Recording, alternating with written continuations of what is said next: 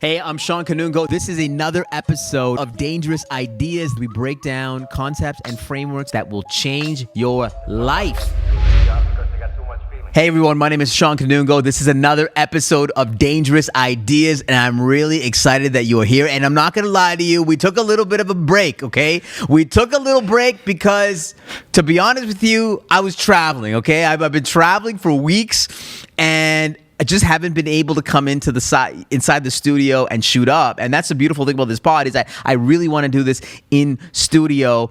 But I came back last night. Yesterday I did a keynote in Barcelona. I came back last night at 12 o'clock, and I'm here. I'm here for you. And we got Navin on the pod. Navin, appreciate you, man. You're always on the content grind, bro. I love it. Of course. I flew down and I said, we got to shoot up. You didn't even go home. You just came straight here. Well, I didn't you slept home. here last night. Yeah, I took the kids. I took the kids to school, and then I booked it here. So I'm here, and I got all these books here. I got like hundreds of books here that I'm signing in studio. Incredible. The bold ones, still going, man. It's incredible to see, bro. Still selling, baby. That's incredible. So, okay, I know you guys topics. Just break down like what's happening with the book, because I'd love an update. Yeah. Obviously I have one. I should have brought it for you to sign still, but like, how's it going? Like the experience and everything. You know what? I think one of the most beautiful things about having a book is the DMs. The DMs are incredible. Like somebody reading the book, getting value out of the book, starting a new project, starting something new, or ending something that is old, and seeing them change the trajectory of their life or their business. That has been the greatest thing. I know Neve and I, when we've been traveling, and when we see the book signings afterwards, like one of the things that we always talk about is that it's just when you have the books there, it's a different level of fame. Right? Because people now have a tangible relationship with you. It's physical. It's not just somebody on stage. They have something there. And every single time that we have books at an event, they're all gone. And every line wants more. So it's really whether it's unpaid or paid. So even in the paid sense, we've sold out every single venue that we've been at. And so that's been the coolest part from a financial perspective. But I go back to the impact. It's been really cool. And the sales have been great. Like, I think the publisher's really happy. I know at the beginning of this was one of their best-selling books for that year. I haven't checked what's been happening of 2023, but in 2022, at the end of what it was. So, yeah, man, it's been amazing. Good for you, bro. It's incredible. I'm looking forward to bold ones, too, because I know it's something is on the horizon, or whatever the name is going to be. Yeah. Well, listen. I'm excited. I actually been thinking about. I had so much fun with this book that I definitely want to run it back again and see what we can do. But I want to give my publisher I want to make sure that I still put in the effort for this. Of course. And that's why I've been on the grind. That's why I've been doing as many keynotes as I can, because I want to get the message out around the bold one. So it's been good. And of course, a special in this. It's been really cool, man. So I've got a lot of topics today. I'm excited. I haven't been on the pod for a long time, so I got a lot of topics. And the first topic that I want to bring up, the first dangerous idea, is the idea of the pendulum effect. This idea that no matter what happens in society, the pendulum always swings the other way. I'm going to give you a couple of examples. I'm going to give you some real examples, and then I'll give you a fun example. So the realist example is digital. When everything is so digital, and we saw this during the pandemic, when everything went remote and digital and online and cloud and AI, that now we crave on the other side experiences, books, like meeting people in person. That's why all the concerts, were selling out. Taylor Swift, Beyonce, people going out, spending money, even though they may have not even had that. The pendulum always shifts. I mean, you look at even the idea of bundling and unbundling. So, if you look at linear television, they bundled all the cable networks together and all the channels together, and that's what we had. And then what Netflix and all these guys did, they unbundled it, right? And then now you're seeing the streamers sort of bundle their services right back. or channels again. Now we're like, we have Amazon Prime, we have Netflix. Like somebody should just bundle all those things together. So it's bundling, unbundling, but that's just the pendulum is always shifting. One of the most interesting shifts that I don't think anybody has ever talked about, and I want to get your perspective of this, is the Sassy Man coming back. Have you seen this guy? The Sassy Man? No. Prayag Mishra. He's like on TikTok. He's a brown guy. He's been going on TikTok and being extra sassy. He's heterosexual, but really sassy. Okay. Like he's like, this is the way you act. I gotta show you a video. Yeah, I can see a video. Maybe I've seen his face. You haven't seen this? Well, maybe if I see his face, I'll recognize it. No, you got to see this. And this is like the state of content, right? Is that you can never know what people are looking at. This guy's name is Prayag, and am I a Roman Empire? Am I a Roman Empire? Am I a Roman Empire, Phuket? How many times did you think about me? How many times did you think about me? so he's basically this dude. He's like the fastest growing creator on the planet. He's got 4 million TikTok followers. He's blowing up everywhere. Every single one of his videos just pops. Okay. Just pops. Very good looking brown guy out of Mississauga. And he's super sassy, meaning he's like very extra. Right? Yeah. And the girls are loving it. And what's interesting is that, over this last year, okay, so the pendulum shifted to, vulnerability, woke guys. Definitely, big time. And then you saw the Andrew Tate effect, right? you saw the alpha guy come back. And everyone people see like people were appreciating people that were real men, right? And now you're coming back. The pendulum's coming back to the sassy man, the real man, the alpha man, the sassy man. And what's happening is in the world that the pendulum is always shifting, and now it's shifting faster because of media. Yeah, exactly.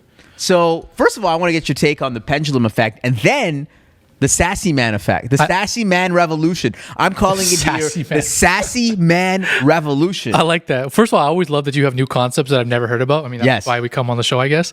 The Sassy Man Revolution is incredible, but I do agree that, like you said, media, just because there's so much to consume, and it's funny how you said that. Like, I've never seen that video.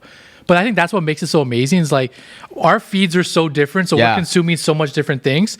But at the same time, he's impacting how many people, and like how many people are probably copying him now and making that similar type of content because they're like, oh, I'm a man, but I can be like I can be sassy. Yeah, I think that's incredible. It's also like fun. It's cool too. And I think in a world where we're always trying to flex or we're trying to showcase, I don't know how much we're grinding. Yeah.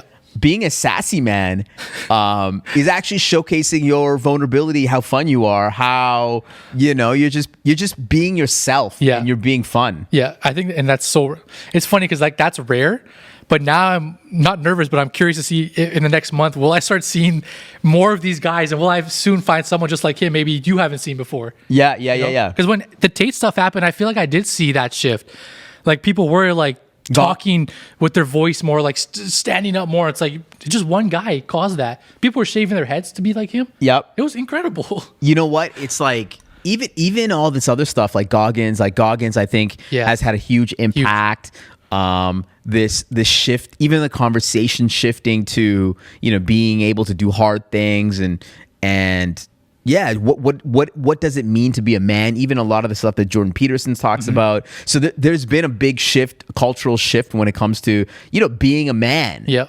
And because maybe over the last number of years, there's been a lot of conversation about, men becoming soft. So you got men, but then you have this again. So the thing is, we are soft. Like all men are soft. So maybe the pendulum. So after Sassy Man Revolution, give it a couple months, we're gonna go back to what's the next revolution? What's the next? Well, we had the hard man. I would hope it just be the soft man. Soft man's sassy, and then we're gonna go back in the middle, just like medium soft. Because sassy, is the extreme. So medium soft, medium soft. Medium soft. I'm just trying to think about all the different like pendulums that will shift. But what's interesting is that I think what Sassy Man Revolution is doing is, it's showcasing that you can be vulnerable, and I think that's really cool. Yeah, and I think one of the beautiful things about putting out content is that you have to be vulnerable. You have to put out your ideas. And I don't know what you've been feeling about now that you've been doing it more and more over the last number of years, that are you truly comfortable being yourself on camera? Yeah, I think it's still, I would say not 100% yet. Yeah. Because it's just tough sometimes. But when me and Am were doing some of the relationship topics, I found myself becoming more vulnerable because we had to talk about it and no one else is talking about it. So at least let it be us. And I found through those, we made like 20, 30 videos. I really got more vulnerable talking about stuff that maybe even she hasn't heard that story before. Yeah. So I feel like over time it's coming. And I think when it gets to that soft man, medium man's era, I'll be leading that. I'll be leading that trend. Yeah. Well, listen, I'm still waiting to become the alpha man, the hard man. I think I missed that trend. I'm still like a marshmallow. So but no, I love the Sassy Man Revolution, and the pendulum has shifted. And in 3 months, I'm promising you now, it will shift again. Oh, 100%. Yeah. Let's get into the next topic, which is a really interesting topic. Dangerous idea, which is pre-killing the kill shot. Pre-killing the kill shot. Okay. And have you been following what's been happening with Hassan Minhaj and the New Yorker story, where the New Yorker basically did a profile on Hassan Minhaj on how he's been lying in his stand-up specials, essentially. Wow. Anyways, no, I didn't. So I'm not going to go through the whole thing. Yeah. But basically, the New Yorker did a profile on Hassan Minhaj, and it was basically kind of like a hit piece. Essentially, a hit piece on him. He posted a rebuttal on it. I'm not going to go through the whole details. Okay. But journalism is super important, and I think journalism has created revolutions. It's created amazing. It has become an amazing impact for our society. But in many forms of journalism, it has become like these hit pieces. Like people are just creating a narrative around a certain individual. Right. And what I think someone does really well, you may like him or not, is Dave Portnoy from Barstool Sports. Yeah. What he does really well is he pre-kills the kill shot. So he will get in front of a story that's going to come out ahead of him. Yep. Like a Business Insider story. Recently, I think the Washington Post was doing a story about him at a pizza. Like he had his pizza reviews. Yeah. He actually had a pizza conference, and they were going to do a negative article on him. And what he does, which is really interesting, is that he puts together these videos where he shows the receipts before the actual article comes out. Oh, that's incredible. He pre-kills the kill shot, and effectively it kind of like reveals what the story was going to be about anyways. Right. And it allows him to tell his story. Yeah. And it's a really interesting move. And in Hassan's case, unfortunately, what he wasn't able to do, he wasn't able to pre-kill the kill shot. And because of that, he got killed a little bit. And because of that, he lost the Daily Show. He lost job that he lost the job because this article came out. Crazy. It became a whole thing. He can't get the job anymore. So he lost the job because of this hit piece. Now, you could say whatever you want. I mean, since you didn't read the hit piece, there's no point diving into it. I had my own thoughts on it. But should he have pre-killed the kill shot? And the reason why I'm bringing this up is that this is why I feel like it's so important to have a voice. Because let's say there's a hit piece coming out on you and what you've been building. Yeah. That you can actually come on a camera and say, "Hey, here's me. Here's the here's all the receipts." Yeah, here's what happened. Yeah. Instead of the media having all the power, now you're bringing the power back by having your own voice. Yeah, you're controlling the narrative. Yeah, exactly. Yeah, that's why I think Dave's smart. He's like chess, not checkers, right? I think he's smart. He's getting ahead of it. He's owning the narrative, like you said. It sucks for Hassan. I need to look into that because I didn't hear that. Yeah, and he's had that show for, like you said, for so long. I think he started. Well, he never had the Daily Show, but he was up for the Daily Show. He had Patriot Act. Yeah, Patriotic, yeah. And then he was up for the Daily Show, and because of this article that came out that was said he lied or he exaggerated some things in his specials that were very serious things that painted him as a victim of racial profiling and stuff like that. He's always someone who's in the media for the wrong reason. Even Patriot Act came out, he was getting killed by I won't say it now, but all these different communities and stuff, the things he talked about. It's it seems like he just can't catch a good break or something. You know what? Actually, I think he's been incredibly successful over the last number of years. Yes, he's had some with Patriot Act, he has some blowback from whether it's the Saudi. He had a whole episode on Saudi Arabia. He had a whole piece on Modi. Yeah. So he's had some blowback, but for the most part, he's been able to accelerate his career, and I've completely admire his trajectory. And in fact, in my book, I actually write about him having this amazing hot streak and how he's been able to do that. And then unfortunately, he's been hit with this thing. So I don't know, this book has aged very poorly. And to that note, by the way, let me say that obviously we were, very bullish on the crypto world. And yesterday, SBF got... Yes, I saw that. SBF got... basically life in prison. He's getting put into prison for stealing customer funds, which he should. Yeah. He's a terrible person. And what does this do, by the way, to crypto? And I don't know if you've been following the news on this. I have been following that. I've still been following crypto. I still feel like it's gonna come back at one point, but I just feel like with all the scams that we saw, and even we experienced scams for NFTs we bought, this is obviously the king of all scams. Yep. He's gonna get put away, and that's fine. But I feel like there's probably obviously so much we don't know yet. But I feel like no matter what, crypto's still going to come back on top, because I just feel like once the governments and things get involved, it's going to just take a whole nother turn. You know what I mean? Yeah, no, I totally agree. And, I've been following SBF for a long time. In fact, what's crazy is that I actually mentioned, I've been going on, I've been talking about this for ever. I've been talking about this for a year. I'm not going to shut up about it, because at some point somebody's going to pull the receipts. Somebody's be like, hey, Shawn wrote about SBF. The guy's in jail. Yes, that I absolutely did write about SBF. There's one paragraph in the book about SBF, but this is pre-FTX. Pre all this crazy stuff. Actually, what he did was genius, was he found this arbitrage between the crypto markets in Japan and the US. And so he was able to leverage that, exploit that arbitrage between the crypto markets. He was able to, buy cheap and sell high. Yeah. And that's how he made his money, and that's how he started all this stuff, because of FTX, because he's a genius. Yeah. But this is what happens with innovators. This is what happens with innovators, is that there is a very fine line between the people that are the most innovative in the world and the people that then they go too far. They start to believe their own stuff. They start to go into the dark side of the cult, because they don't understand their own power. They become delusional with their own power. Same thing with Kanye. Same thing with SBF. Their genius becomes their downfall. Their downfall. Yeah, absolutely. Totally agree with that.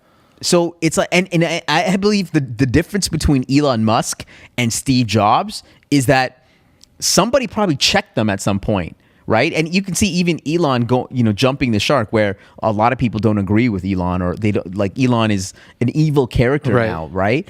But that's the thin line. Yeah. It's between innovation and is this guy, is he crazy? Is she crazy? Yeah. You know what I mean? Totally agree. So, killing the kill shot. I like that. That's why it's important to have your own trademark voice. Some of these names if they're not. You know what? This is what I'm doing here. Now,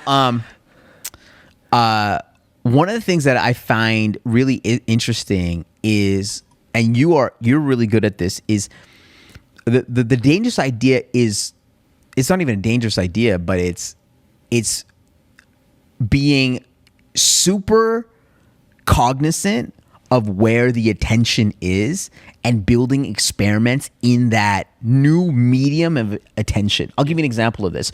So I'm a huge fan of stand-up comedy.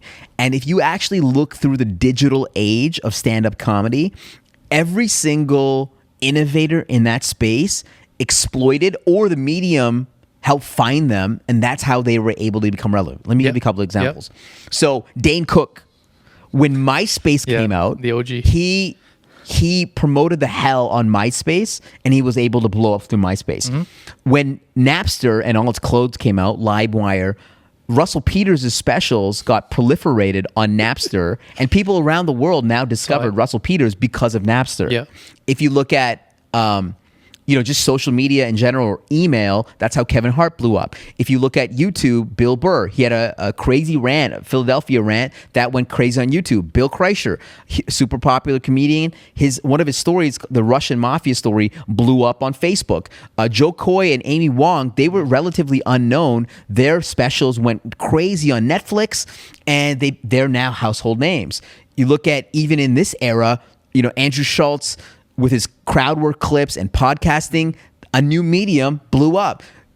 And more recently, Matt Rife, I love that. Nimesh Patel, who've been in the game for a very long time in comedy, really exploited TikTok and found, the advantage of using that algorithm, and now they're selling out theaters. So if you look throughout, just using stand-up comedy as example, all these people using digital, finding where the attention is, or the platform finds, and some people got lucky, but they find where the attention is and they exploit it. Double down and kill it, So my question is, what is the next medium?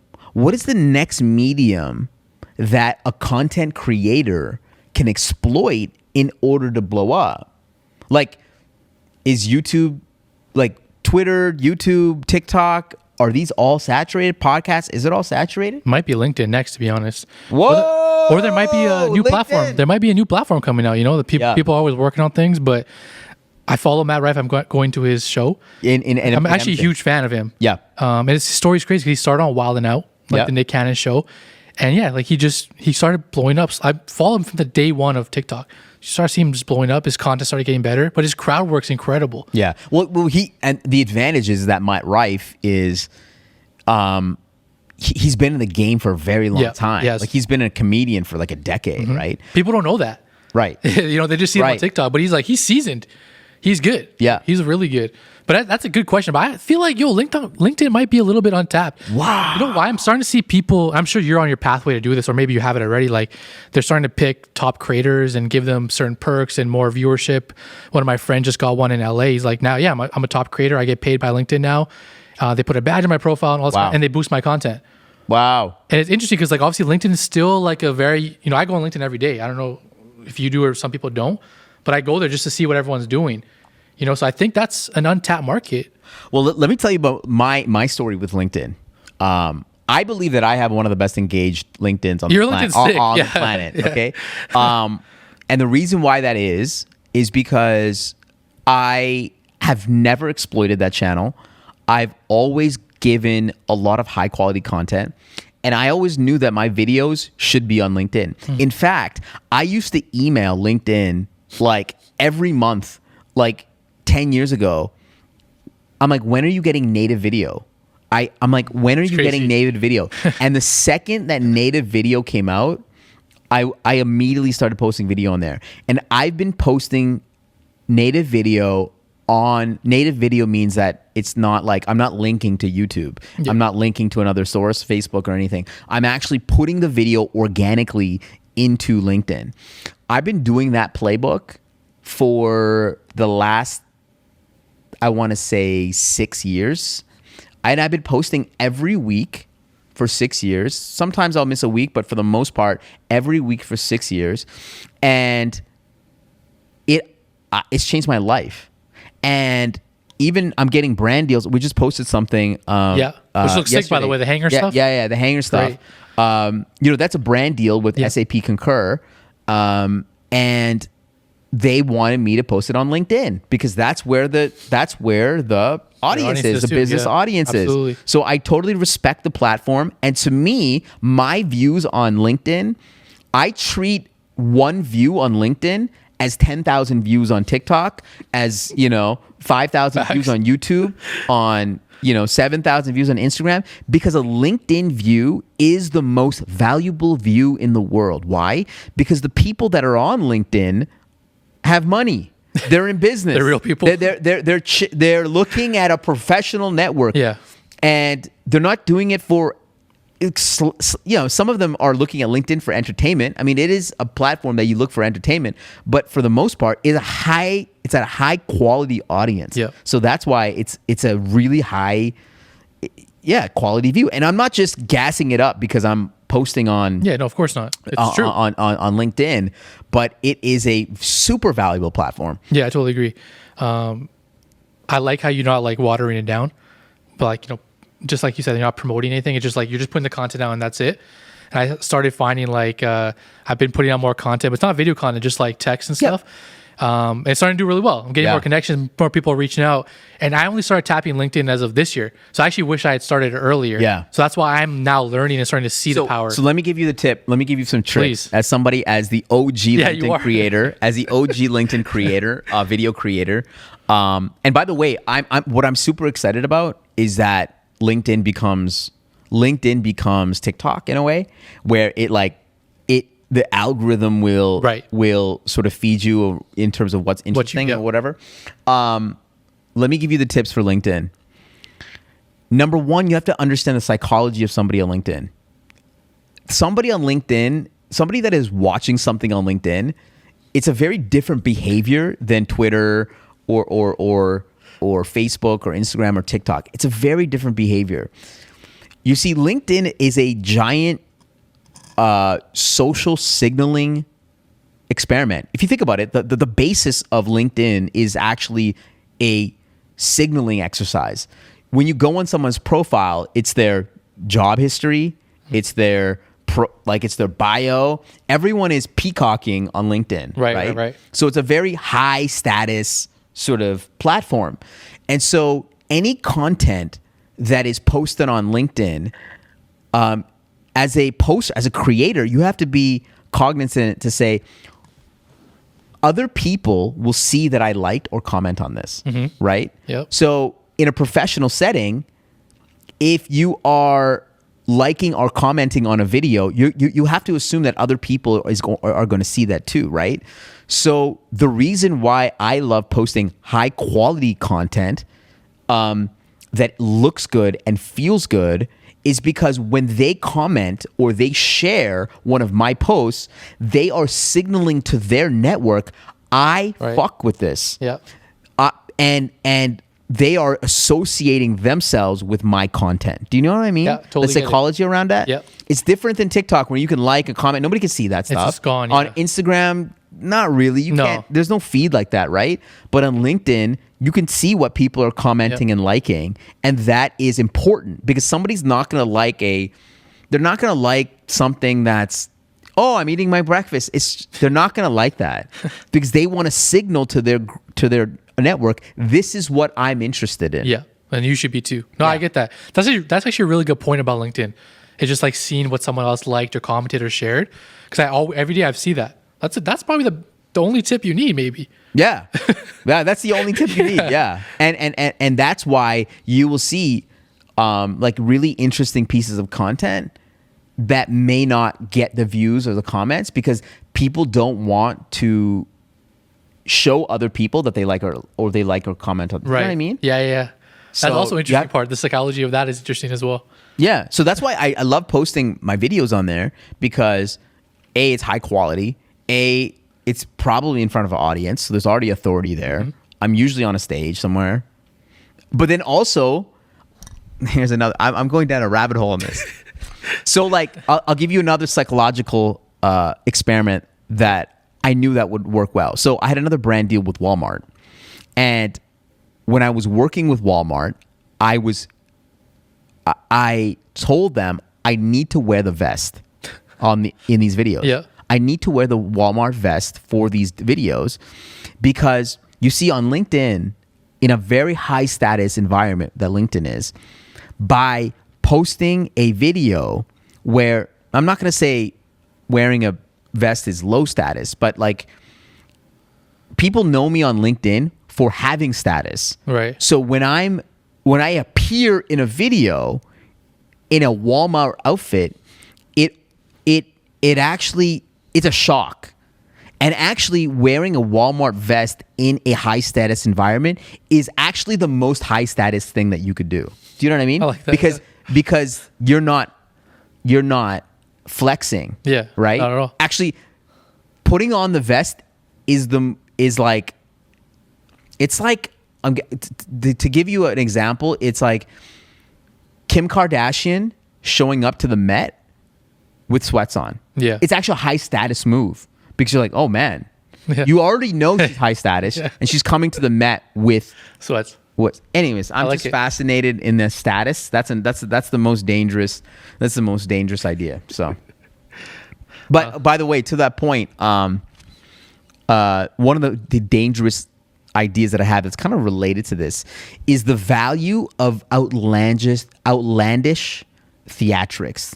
The value of outlandish theatrics. What does this mean? Like, I throughout my life have seen value in putting on a show, putting on something that's very creative or artistic that's around the actual product. So, for example, I was finding music videos really interesting. Music videos are interesting because people are more likely to like that particular song because the music video is hype. Right. I find it really interesting that if you look at fashion shows, I've been doing, like, over the last couple of months, I've been doing a deep dive on LVMH and Hermes and all the different luxury outlets, Gucci, and fashion shows are super interesting to me.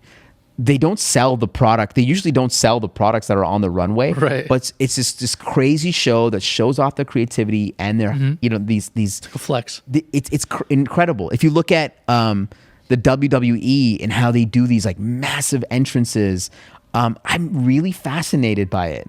And that's why, I did the launch party, for the bold Absolutely. ones, and it's big. It looks compelling. Yep. It's like, it's not about the product. It's about everything else. It's about Theatrics. the art. Yep. It's about the theatrics. And I see the value of outlandish theatrics. But what do you think? We about the society. I speak for everyone. I think right now we love theatrics. Right. You know what I mean? When we see something, if I saw your book and then I went and if I saw your books like how it is now, and I go see the theater show you put on, like, I mean, which one am I going to be more attracted or interested in? It's obvious, right? Right. Because we grew up not only watching that kind of stuff or like watching WWE, watching these sports, like we grew up watching these people or brands do that. Yeah. And that's something I learned too when I was in LA was the fashion show stuff. Like I always thought that stuff sold. I only learned until then. It was like, no, this is just a flex. This is just so we can try to, like, trump the other brands, show them that we have cooler stuff or things. We basically make things that people will never wear because that's like what a fashion show essentially is, right? But I always thought that was so interesting. It's like, yeah, you're just a show. By bringing people out here, you wine, you dine them, and then you hope that they're going to go spend thousands of dollars back to your brand because you've put on this massive show. Totally. Well, the outfits, you might see some outfits on, obviously depending on which brand, right? Yeah. Let's talk about LVMH. So when Pharrell came out, Pharrell had this incredible. That was incredible. Oh Yeah. my God. Incredible fashion show in Paris. Got all the heavy hitters there. Beyonce, Crazy Jay-Z, what he did. Kim, everyone was there. And if you actually look at the material, it was very pattern-esque. There was this, like, green sort of pattern-esque material to it. Most of those outfits you probably won't see on the shelves, but the essence of it, they have put in. And actually, LeBron, in his first game with wearing, the first game this year, he was wearing an LV sort of aesthetic I remember that Pharrell showcased at his show. So you see that inspiration in what LeBron was wearing. So you certainly do see it, but not everything turns into products. But what you do see is the handbags. The handbags are legit. The handbags are not fake. It's like you're wearing something crazy, but you're wearing the handbag. Yeah. Do you know what I mean? And that's why I really love, like, what Logan Paul is doing, because he'll wear this really sick, like, WWF outfit. Yeah, his outfits are incredible. And he'll hold the prime. Yeah, prime. he'll always have the prime. Yeah, he'll have gold chains on, gold teeth, whatever. Prime's always there. Guess what? Okay, so one of the things that and I've been trying to do this. How do I do something that's outlandish or theatrical in order to sell what I'm doing? Obviously, we did this, when we rented out theaters, but even when we worked together. Yeah. So many people may not know, but I was one of the sponsors of India Rising, your basketball team, which had an amazing run at TBT recently. And one of the theatrical things as a sponsor for India Rising is I wanted people to go and hold the bold ones while they were in the runway, and you guys executed it so well on. And to be honest with you, what's one of the most like shared things on my Instagram? That's dope. Because it was theatrical. Yeah. These guys, what are they? They're these good-looking basketball guys holding a fucking book in. I mean, it didn't make any sense, but that's theatrics. It's theatrics. But the best part about that was how it all connected. You know, once we won. To me, it was almost like a perfect story that it wrote itself. Like, we read this pregame. And then we became bold. You know, we went out there, we played bold, and we won the game. Like, to me, it was like, oh, full circle. And guess what? Good-looking brown guys, basketball players, holding a book in the runway actually made a bump in the sales. That's dope. That's dope. It makes sense. The theatrics make sense. Totally agree. And the people that know about the most people, 99% of people watching this, they don't know what we're talking about in terms of the runway or the pre-game fit. Yeah. There's an entire culture in basketball where the NBA is like, I would say they're like more like a fashion company than a basketball company now. With Skims now. It's so much about the outfits, the fits, and there's a Instagram account called League Fits, and I really think that they help put on this fashion show. Every game, there's a fashion show. At every game, every NBA game, there's a fashion show. Yep. Players will walk through the tunnel and they will wear their fits, and people will take pictures, and it will be posted online. And some players, some of the best players, have taken this to the next level. That's why you see some of the best basketball players, they are now fashion gods. And actually, in one of your latest posts, you and Ams talked about some of the most fashionable NBA stars. I love that part of the game. I love that they're always trying out new fits. Like, LeBron's one of the GOATs, and then the younger guys now, I'm seeing the younger guys really get drawn to that. Like Shai Gilgeous, Josh Giddey, like these young players.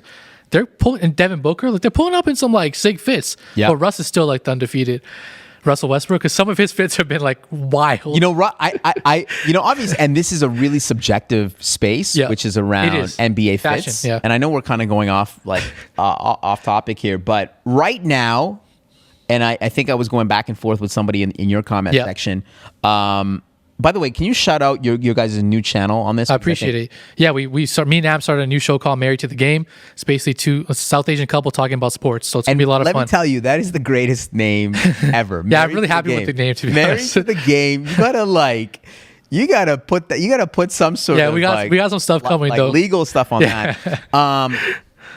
I know it's not a basketball pod, but let me tell you, SGA right now, it's the fashion game is SGA right now and everybody else. He is high up there. And for a Canadian boy to just like be the GOAT right now of fashion is nuts. Like, you got to see this guy. It is incredible. I love seeing him and his attitude and his fierceness and his boldness in his fashion. He definitely is. It's really, really cool. You say Russ, LeBron, you're going to some OGs. I really love Devin Booker. I love D-Book because actually his fashion is very relatable, I would say. Yeah. SGA is a little bit way out there. He's wild, yeah. D-Book is somebody that's... he'd be like oversized tee and joggers. Yeah. But it looks sick. Yeah, it looks cool. Relatable. I'm a big Dwayne Wade guy. I love Dwayne Wade and what he's been doing recently because his stuff is a little bit more like, I would say, corporate or I would say something that you could go to a night out to, right? Yeah. It'd be like a suit with no shirt on. Yeah. But it'd be like fitted nicely. That's my goal, by the way. That's my goal, by the way. That's my goal is like chest, because that's my goal. So, so you're a Russ guy? No. I was saying like Russ is like all time. I think my favorite is right now is Jordan Clarkson. Yeah. I really like Jordan, and then Josh Giddey. Josh Giddey is actually a runway model. Oh, people don't know that. Oh, wow. So like I actually like really respect him too, because he's literally walking on run mills for the biggest brands in the world. Yeah. As a side hustle. Yeah. Which is sick. That's amazing. By the way, just quick note. I know it's not a basketball pod. People are like, "Is this a basketball pod?" Last night, Wembanyama went crazy, bro. He had his the greatest night of his 38 and 8 or career. Yeah.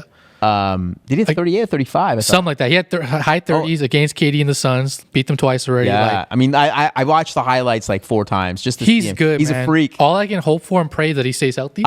Keeps getting better. Totally. Because like he's a freak. I want to see him in person. You know, that's how excited I am. Yeah, and that's what's cool about it is that seeing people get excited about another player now, and just he's like a freak, right? So watching this freak play is just he's incredible. Super skilled the way he moves like a guard, and I'm happy when it's San Antonio, like just a different team. Yeah, he's not on a big market team in my opinion right now. Yeah. And hopefully he'll bring them back. So who would you rank in terms of like electric? Like I need to watch this person ranking. Give me the top 3 in the NBA. Steph, Ja, and Victor right now. Yep. Yeah, that's it. Anytime Ja's playing, you want to see him play because he might dunk on someone.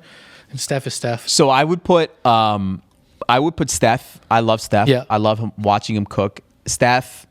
I would put Wembanyama. I gotta get Wembanyama. Yama. It's like a tongue twister. Wembanyama. Wemby. I'm gonna put Wemby number 2. I gotta put Zion number 3, and 4 is Ja, because Zion to me, we haven't really seen him yet. Yeah, we don't know. Even though he's been in the league for 4 or 5 years, he's kind of like Batman. We haven't seen him yet, so I'm really excited. It's just his fierceness, his ferocity. He could be great. Yeah. Yep. No, he's gonna be great. Okay, so let's keep on going. Lack of agency. I believe that, and this is a dangerous idea, that actually what is going to make you irrelevant is lack of agency, which is the lack of actually putting in the work. It's interesting, like over the last number of weeks, I've been doing a lot of keynotes to a lot of folks that are in like knowledge work, whether they're accountants or consultants, lawyers. And what amazes me is the fact that when it comes to generative AI, that they haven't even tried it. Like we're kind of like a year into this thing. Yep. And it's November. This thing kind of popped off last year in November, December. And you haven't tried it yet, and you're in knowledge work, and it always blows me away, but then it doesn't, because at the end of the day, I know that people, whether they're fearful, they're lazy, they don't understand it, whatever it might be, there's just a complete lack of agency, and you will see this at the highest of levels. People that are super professional, they're super senior in their particular role, they have a lack of agency when it comes to their future. And I believe that if you are not in the mud experimenting and playing and trying things out, you will be completely and utterly irrelevant. There is no excuse if you are in any knowledge work not to be invested in the next paradigm shift, like it was the microchip, the internet, and this. It's going to be AI. I always find it interesting that people like don't want to experiment, but also I feel like that's what makes the world fun. It's like it allows for like someone else to overpass someone or overtake someone. Yeah. Because they're going to be the ones that experiment, right? Right now so are you, because I've seen you using it. The last like 2 months I've been on a huge Hey Gen kick. Oh, yeah. I've just been like banking videos, experimenting. Like I have so many ideas. Like, okay, give me some dangerous ideas. So I don't know if they're dangerous ideas, but I just feel like if you're not using HeyGen, like, and you're a content creator in our space. So just to give some people some context, so HeyGen is a generative AI fueled platform where you can create videos in different languages, you can create audio, you can create avatars of yourself, so you could recreate yourself and get yourself to say things in like really high quality ways. And so it's been really interesting. It's one of the most interesting companies. They've been actually like, hey, can we repost your stuff? And I'm like, yeah, absolutely. I love what you're doing, man. I love the company. So obviously I'm addicted to the one where you just record a video and you can translate it to like whatever 20 languages. So we started experimenting within the lab. Obviously we're pretty big in China.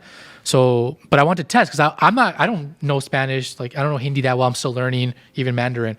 So we take a couple of videos of dev, throw it in the HeyGen, and it spits out these videos. One was 1 minute, 3 minutes, 5 minutes. I tested these different lengths. So I sent it to our team, right?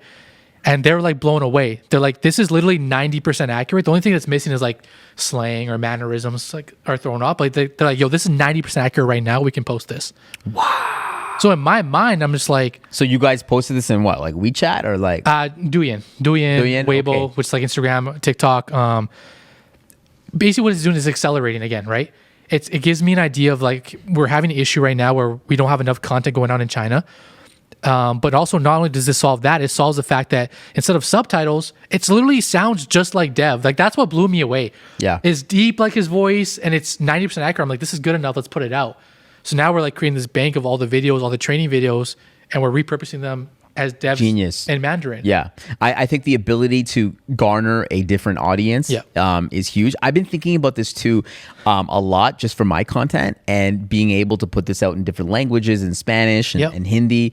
My only beef is that it doesn't have the it doesn't represent the full sort of feeling and energy. Yeah, I know for sure. Right? It's just content. Especially with you. Yeah. Because you speak with a lot of energy and passion. Yeah. So So to me, it's like that's what's missing a little bit.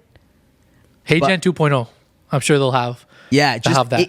And I'm sure it will happen where you can be super expressive. Yep. And you know, I've been thinking about like all the ideas around this as well, and just the ability to create. Like one of the things I was literally driving here, I was like, how could I use HeyGen to just be a video replica of my book? So I recorded the audio book of this thing, right? Amazing. Okay. And what if I could just use instead of me being on the camera for 8 hours, just have the camera shoot me, and or just I create an avatar and I'm sort of reading the book, and then I put that on YouTube. Do you know what I mean? Yep. Like those are some things that I'm thinking Very about. interesting, huh? But I feel like I'm taking it's kind of like when, you know, when people first shot movies, what they did was they shot like theatrical plays, right? They took the thing that they knew and they did that. Right. That's what I'm thinking about, right? I'm trying, what is after this? Yeah. What is the thing that I'm not thinking about that we can use our voice, our video, like there's going to be billion-dollar companies built in this space. Maybe it's HeyGen, but there's going to be other companies built in this space. There will be many of them. And we'll be using those products probably. and well, yeah, and I love that you are using it. And to me, that shows agency, that shows your ability to take, it's being accountable and it's taking action at the end of the day. Yep. And if you don't take action, you will be completely irrelevant. Absolutely. I think it's important that, like, whether you set aside a day or a couple hours in a week, like, so for me, every day, a couple hours, I'm just going to like kind of F around. But like, I'm going to like play with HeyGen or go on chat or whatever. Like, I'm going to do something that's not necessarily like what everyone else is doing. So like today, I'm going to like write a bunch of emails in ChatGPT, make sure I schedule those in email marketing. I feel like people should set aside a couple hours at minimal just to go like mess around on the internet. You know what I mean? Because otherwise, you're just not going to get like you said, when you first said this, I thought it was lack of urgency. Oh, okay. But I like lack of agency. It's like, you know, it's similar, right? It's just like you need to try things out. Yeah, lack of urgency is definitely a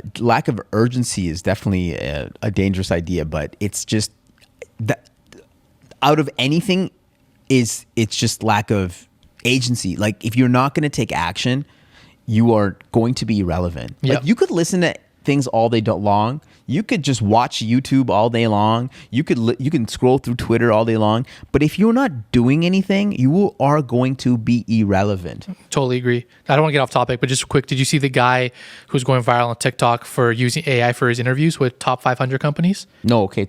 No, tell me. Okay, so there's a guy. What's his name? Man, I wish I could tell you. Yeah. I saw someone else repost at BuzzFeed or someone posted it. He's going viral. He's done all these like big top Fortune 500 company interviews live. And as they ask him the question on the interview, like engineer or whatever, the AI takes literally 1 second. It spits out his entire manuscript. And the guy's reading and acing all the interviews and getting the jobs. I did see this. Okay, Asian guy, right? Asian guy, yeah. Oh, okay. I thought it was incredible, man. Like just all the things that's coming, and it's still so early. It's like, man, this is nuts. Yeah, You know? yeah. No kidding. No, I think it's incredible. And, we talk about the next platform shift. This is it. This is Gen AI. And the next content creators that master this will be the next one. Do you know what I mean? We talked about all these like stand-up comedians. Yep. The next one that masters what the next Gen AI piece is going to be the next one. And hey, it might be us. Might be us. Hopefully it might it's be us. us. Yeah. I've been super passionate about this space, and it's funny because people are like, "Are you like a generative AI expert?" I'm like, "No, I'm not an expert. I'm not an expert at all. But I put in more work than 99.99% of any of you guys. So in that respect, in this new realm of generative AI, I guess I put in more work than you. Change your LinkedIn. What is an expert at the end of the day, right? That's what we need to ask ourselves. What is an expert? What is that magical line that is crossed, right, to separate you? Where you be, like, so what, are you an expert at something? Like, I'm just... That's a great question. See, that's the thing. Where's the line? I would say I'm an expert in apparel for sure, 100%. Okay. Was there an imaginary line that you crossed? That's a great question. Yeah, there's not. So no idea. And that's the thing when it comes to this idea of expertise. There is no line. Yeah. To me, the line is when you spend if you spend more time than 99.999% of the planet, yeah, and putting in the work and showcasing your work, you've now become an expert. Yeah. So in this world of generative AI, I am one of the world's most, because I'm actually trying everything. You're using it, posting I'm using it, yeah. I'm posting it, I'm trying it, I'm leveraging it. Yeah. And that's it. So, to this point, by the way, around this idea of agency, Naval has this quote, and I think it's probably the most prophetic quotes that he has. Okay. Which is a question. What feels like play to you that looks like work to others? What feels like play to you that looks like work to others? Yeah. To me, this is a really prophetic statement. It is a dangerous idea because I believe that if more people can find things that look like play to them, then they will be fundamentally unstoppable. Yeah. And I want to ask you, what do you think is play to you? Yeah. Everything e-commerce is play to me. Everything from Shopify to designing the apparel to producing it to making it to selling it, that feels like play to me. That's my passion. I love it. Yeah. And I feel like slowly the next thing I'll say will be content. I feel like that will be my next thing I'll say. Like, this is because it's there, but I don't feel like I'm there yet. I want to be like completely like just set. I feel like that's my next one is like I'm just gonna be able to say, hey, this is the most basic thing for me to do. Okay, so let's expand that, which is what feels like play to you, but basically looks like work to others. Okay. So all the apparel stuff, and I would say anything around the brand building side. Yeah. So whether I'm having meetings, whether I'm thinking about the next step for in the lab or what we're going to do, that stuff feels like play to me. Because I feel like I obviously I know the brands well, they're mine, but I feel like the last 6-7 years, like I've learned so much and met so many people. That part just like, geez, that's why I'm able to spend a couple hours a day like messing around with AI or like filming my own videos or like, you know what I mean? Doing other things, because that stuff's not taking as much of a toll anymore. And that's why I'm trying to see, okay, what's our next step? How can I take what we've done and how do we scale it now to a place where I don't know it as well, which is like AI, for example. Right.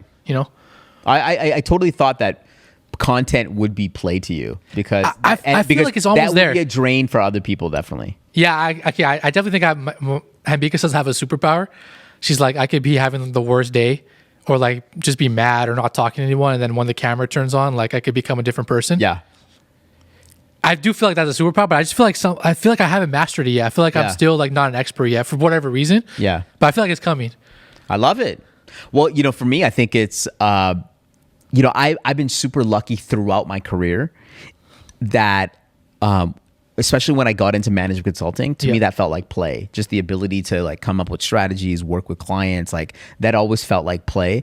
Right. Obviously what I'm doing now with the keynotes and the content, it's absolute play. Like I'm literally in flow. I can't imagine, you're flowing. I'm Steph Curry dancing. I'm Steph Curry.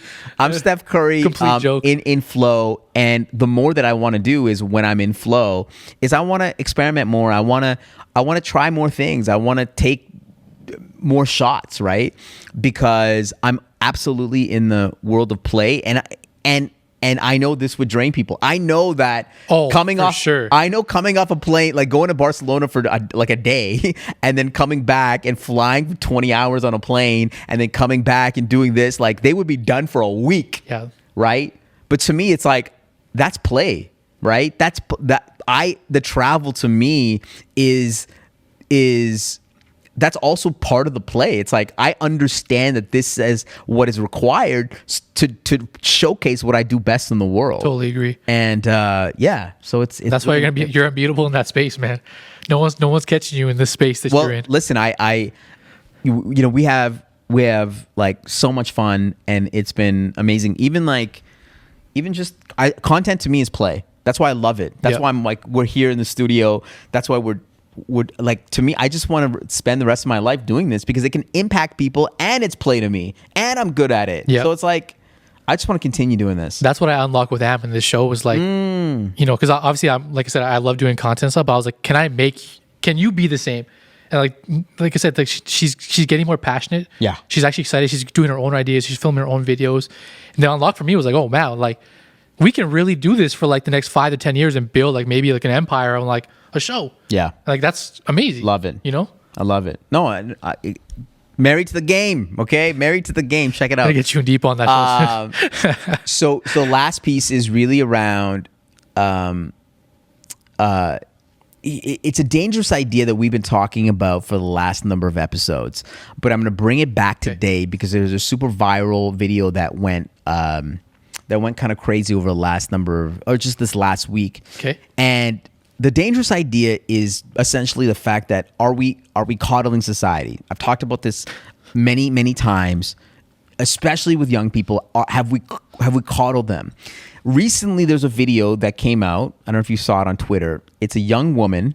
She's out of school, and she created a TikTok video where she's like, I'm working in this job. It's 9 to 5. I have to commute to it. Yeah. There's, it takes a couple hours to get there. And I can't believe I like, this is so hard. Like, I can't believe people. Okay. I can't believe people, do this. Would do this, yeah. And I'm gonna play it for you if I can find it here, because it sparked this entire discussion around, the 9 to 5 and the ability for people to actually do this. Like, are they? So while I look it up, what are your thoughts on this? So I agree. I also think it goes back to your like pendulum shift idea. Okay. Of like, in my opinion, when I was growing up, we were not coddled.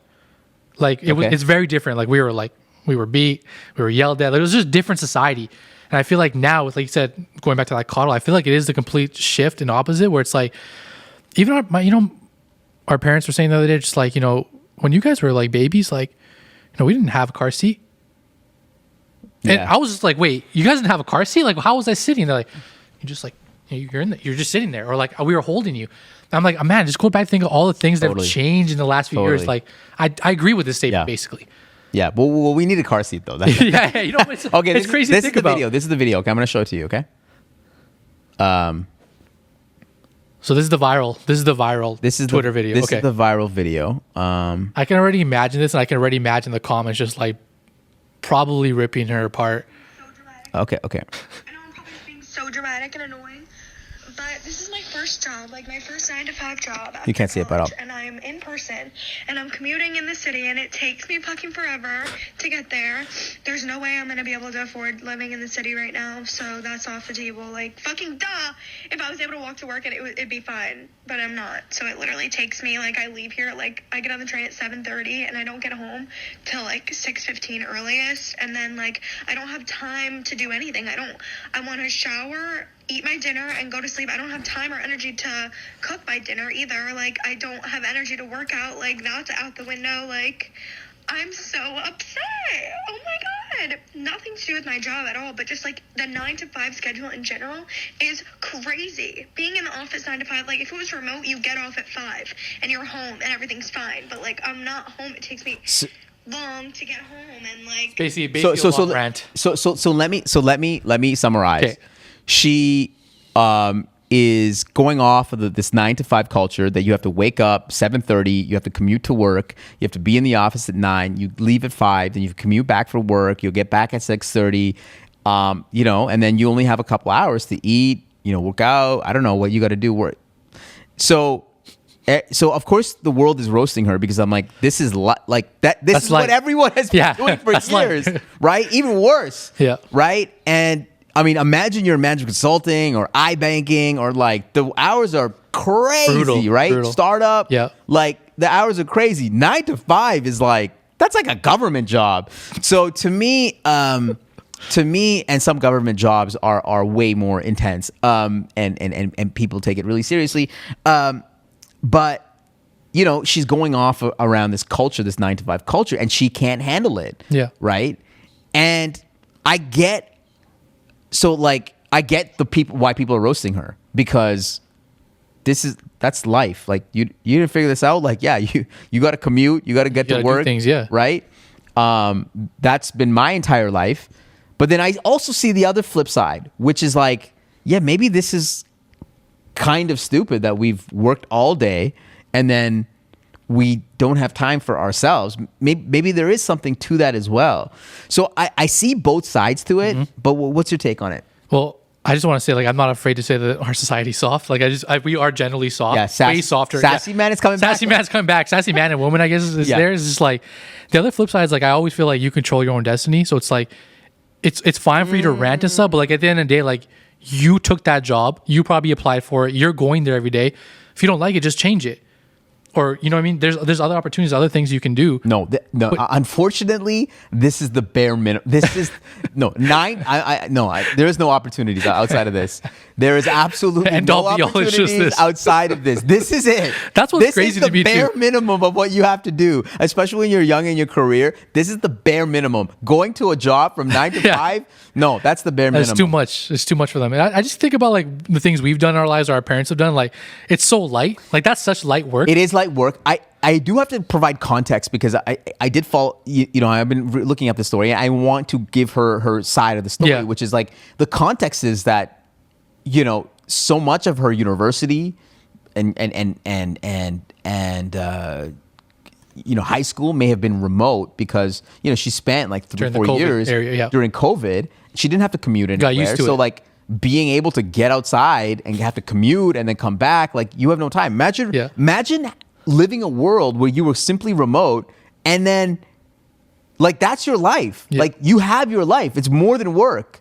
But for the majority of the world and for the majority of history, we worked our asses off and then we had like a couple hours. There's a stat that Derek Thompson shared around the time that we actually spent with our kids. And the time that we now spend with our kids has exponentially increased. Interesting. Because, people used to be like, they used to like see their kids in the morning. They'd be like, okay, see you later. They'd come home late at night. Right. And so I see both sides to it. I'm more on the side like, you have to grind, especially when you're young in your career. You have to be able to like put in the hours, right? That's what we all did. Yeah. And to be hardened by that. Like, I actually correlate a lot of whatever I have today with all the hard grind of like being in a big four firm, like like getting to the office at 8 o'clock, commuting for an hour and a half, getting home at like 9 o'clock, and doing that for a decade. Yeah, like over and over. You just don't have a life. Exactly. But then you're able to get off a plane for Barcelona and after 20 hours and come back and be like, not be wrecked. Yeah. Do you know what I mean? But the hardest thing for this generation to understand is like that process or that grind. Right, because everything now is like faster, quicker. They want the money tomorrow, today, or they want to drop ship tomorrow. Like, everything's just so at their fingertips, and that's part of the problem. No, that is. We've trained an entire society that everything is on a button, and when you can press this button, you get everything delivered to your door. Exactly. I mean, what else do you need? So I believe in that, but I also believe that maybe this idea of working 9 to 5 didn't make sense, and I'm a type of person to be like, I just care about I don't care when you do the work. I don't care if it's... Just do it. Yeah, just do it. I do appreciate coming into the office, but like, I don't care when you do the work. Yeah. It just has to be done. Yep. Right? That And I think most people have that mentality. Yeah, most people for sure. Then the other half doesn't. But it's good. I get it. I don't know. It's a that's why it was such a hot it blew up. Yeah, that makes sense because there's two. First of all, I love Twitter for arguments, but also there's always two sides. So I would love to go back and see like who's defending her and who's not. Yeah, it would just be a great battle. Totally. Well, I think this to close it off. This next generation coming up, they have it way harder than we do. Let me tell you why. Do you know how hard it is to get a home? Do you know how hard it is to buy anything? Have you been to like a restaurant? It's like ridiculous. It is tough. And the wages have not caught up with inflation. And many people are starting like at a deficit more than we ever did, right? And so the idea of you working from 9 to 5, not getting paid what the world should be probably paying you based on how expensive everything is, and the fact that you don't have a life, you don't see that you can afford something, to buy a house, which has been ingrained in our mind for decades. It is super hard, and the fact that now everything now is at your fingertips. You can get an email at like 7 o'clock. You're always thinking about it. At some point, even before our generation, when our parents got off at 6 o'clock, they were thinking about it, but they didn't get an email. They didn't get a notification. They were done. Yeah. Like there was some relaxation. Yeah. But now this generation it's every Slack, message, WhatsApp. It's always something, right? So it's harder. It's harder in a sense. Totally agree. It's going to be interesting to see like what this next generation does. Totally. Listen, last thing that we do on this pod is any other hot topics, I think we kind of weaved them in. We talked about it. I feel like we were throwing stuff in. Yeah, we were throwing stuff in. Wemby. I think we talked about. I'll give one if you want one. Yeah, what's that? I think it's a power move that Kim got Skims in the NBA. WNBA and USA Basketball. I thought that was a dope move. See a lot of haters, but I think that's great. You saw a lot of haters for Skims partnering with NBA. Yeah, of course. Twitter was popping. You know how Twitter is. What did they say? They're saying some bad things. Oh, I mean, the joke is already the joke is already given. Okay, the joke, the fact, I don't even know what the jokes are, but listen, she has a better understanding of NBA underwear than any other. Got it? Yeah, I get it. No, as we've been saying time and time again on this pod, Kim is the GOAT. Yeah, absolutely, I totally see it. GOATed, legend. This partnership makes absolutely no sense, and I love it. Okay, what underwear? I love seeing Adam Silver in her next. I love what that. What does that even mean? What does that even mean? Like Skims is the official underwear partner of the NBA. Hey, I'm the official iPhone cover of the NBA. What does that mean? It means nothing. All it means is more guys are gonna be wearing Skims, and it's gonna be great for their business. And listen, that's why I saw SGA in one of the Skims outfits. Neymar, him. You know what? SGA is a perfect representative of the NBA. I just think it's hilarious because it makes no sense. It's just an announcement for an announcement, like this, and I love it. Yeah. That is called like hacking culture. You're just partnering with the NBA. So I don't know what it means, but what I love about what the NBA is doing is they've partnered with Kim with Skims. Yep. They partnered the Charlotte Hornets. The Feastables, Mr. Beast, Mr. Beast badge, Feastables badge is on the Hornets jersey. Think about where these creator businesses have now gone to, where they are partnering with, these massive institutions in the culture. Yep. But it's also a value add for not only the NBA, but also for these creators. Mm-hmm. Kim, Mr. Beast. If you saw Logan Paul and KSI partnering with Austin Matthews for Prime, like they're on the skates. Prime's everywhere. And like in the group chats, my friends were talking about, my brother was mentioning like, is this huge for the NHL? And I said, absolutely it's huge for the NHL. More people watch a KSI video than all the games combined. All the games in a night combined. Seriously. more people Yeah. follow KSI than the entire NHL. Yeah. All the NHL players.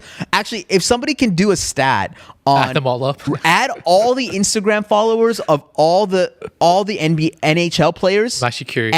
And add them all up. How many people follow KSI? I don't know, but if you add him and Logan, then no way they're NHL's coming close. No way. So is it a win for the NHL? Absolutely. Them partnering with Austin Matthews, him being part of Prime is absolutely a win. And I just feel bad for BioSteel because BioSteel was one of the official partners for. They're folded now. Are they officially folded? I still see them there, but. Oh, okay. I heard but anyways, I think I heard that they went bankrupt or something. Yeah, I heard they went bankrupt. Mike Camilleri, and he's one of the founders of the organization. And can you imagine Prime? So, people don't understand this. So BioSteel, the reason why they fell under is because they spent way too much money on sponsorships, and it didn't translate into sales. Yep. But you see with Prime, Logan Paul and KSI. Yes, they are doing sponsorships. They are making deals with teams and obviously with Austin Matthews. But they are the sponsors. They are the sponsors. Yeah, exactly. KSI Always and pushing. Logan Paul are reducing the cost per acquisition because they are the distribution. BioSteel, that. they are the product. Yep. They are the product. So yeah. So it's a W for the NHL. It's a W for Austin Matthews. It's a W for Prime. Yep. It's an L for BioSteel. And there's more coming. I'm excited to see the next creator and what the next creator brand will be or what they'll do next because it's just getting started. Literally. We are just getting started, and the other creator brands, they're going to be super niche. Yeah. They're going to be the people that they don't know, but they have high impact. Listen, we dropped something yesterday for SAP Concur. I'm a nobody. Most people don't know what SAP Concur is, but the people that follow me, they know what I'm about and innovation and disruption. And my halo on top of SAP on this piece of content for SAP Concur is giving them awareness. Yeah. Right? So I'm a small creator. I'm a micro creator, but I'm creating extraordinary value for this, this particular company, SAP Concur, which is obviously a massive company. SAP is a massive company. Huge. But I'm providing a halo for them. Mm-hmm. So I'm an example of a creator creating that type of halo for another company. Absolutely. And, we're just going to see examples like that. More examples like me than Logan Paul. And I mean, I definitely agree. Yeah. Definitely agree. Because we're the ones, the smaller ones are the ones coming out fast right now, too. Yep. So it's gonna be cool to see. But I'm also interested to see who will be the next Mr. Beast or if anyone will ever get to that level. Absolutely. It'll be fun. The next 5-10 years, maybe someone will pop up. My hot take around Mr. Beast, and this is the last thing I want to mention. Would close up a pod. We're having way too much fun on Dangerous Ideas. I believe that the spending for Mr. Beast. I think it's one of those things that is completely unchecked, and I'm actually worried for him. Oh, got you. And I don't think the economics are going to make sense. go in his favor for the videos that he's putting out because we're all saying, it's like one of those things that you say all the time, like, oh yeah, that's a lot of money. That seems like a lot. It is a lot of money. And even people that are in production, they're like, yeah, this is a lot of money that he's putting in. Yeah. And I think he's putting way too much money in. So to me, I'm worried for him because I think he's investing. Overspending. I think he's overspending, and it might be his downfall. It might be one of those things with SBF or Kanye, where you have a genius, and we all agree that Mr. Beast is a genius. Where obviously Mr. Beast's not going to defraud anybody, but he's going to go. He's going to be too delusional, and he's not going to have the right advisory team around him to advise him to be like, hey. He's so obsessed with making those videos. Exactly. And it just becomes a downfall. Exactly. Damn. That's an interesting idea right there. I don't want it to happen. Mr. Beast is referenced in every single pod that we've had. It's actually hilarious.